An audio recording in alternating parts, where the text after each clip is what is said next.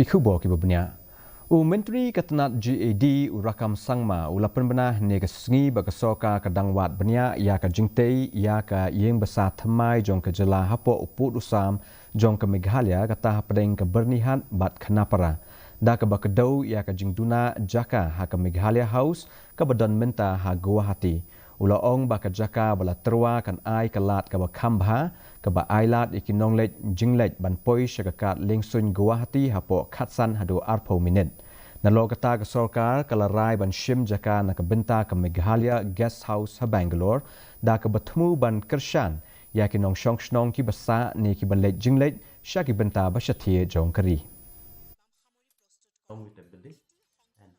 No, as of now, we have not been decided yet, but that was just, initial discussion that we should be constructing another guest house like from the tourism department or from in the GAD land to use as a Meghalaya guest house, maybe somewhere within the Meghalaya territory. So that is because from the mostly in the airport is close from just if is when the 6th highway is completed, just 15 minute 20-minute drive from Khanapara.